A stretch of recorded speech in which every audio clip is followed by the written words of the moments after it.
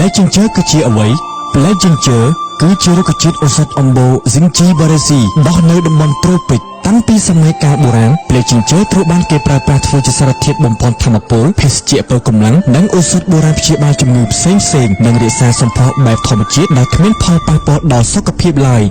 D-O-4 Black Ginger ត្រូវបានសម្រិតសម្រាំងឡើងយ៉ាងពិសេសបំផុតតាមស្តង់ដារឱសថសាស្ត្រដោយប្រើបច្ចេកវិទ្យាទំនើបចម្រាញ់ពីរុក្ខជាតិឱសថធម្មជាតិ Black Ginger ដែលក្រុមអ្នកវិទ្យាសាស្ត្ររកឃើញថាវាសម្បូរទៅដោយសារធាតុសកម្ម Methoxyflavone និង Bioflavonoid ផ្ដល់នូវគុណប្រយោជន៍ដ៏មហាសាលចំពោះសុខភាពនិងសម្ផស្សគុណសម្បត្តិពិសេសរបស់ D-O-4 Black Ginger ព្យាបាលជំងឺទឹកនោមផ្អែមយ៉ាងឆាប់រហ័សមានសក្តានុពលសម្រាប់កោសិកាមហារីកបំបត្តិឈឺចង្កេះឈឺជង្គង់ឈឺពេញខ្លួនប្រាណព្យាបាលសន្លាក់និងសម្រួលសរសៃការពារជំងឺពុកឆ្អឹងជំនួយឆ្អឹងឲ្យរឹងមាំសម្រួលសម្ពាធឈាមនិងជំនួយបេះដូងបំបត្តិការឈឺមួយជំហានក្បាលព្យាបាលជំងឺរលាកក្រពះនិងពោះវៀនរ៉ាំរ៉ៃសម្រួលការទល់លាមកនិងព្យាបាលជំងឺរើសដងបាតព្យាបាលជំងឺសើស្បែកអាឡែស៊ីច្រមុះដោះសាច់ច្រមុះនិងជំងឺហឺតបង្កើនចំណង់ថាមពលនិងសមត្ថភាពផ្លូវភេទពន្យាការរៀងរដូវព្យាបាលរោគធ្លាក់សសម្រួលការមករដូវមិនទៀងទាត់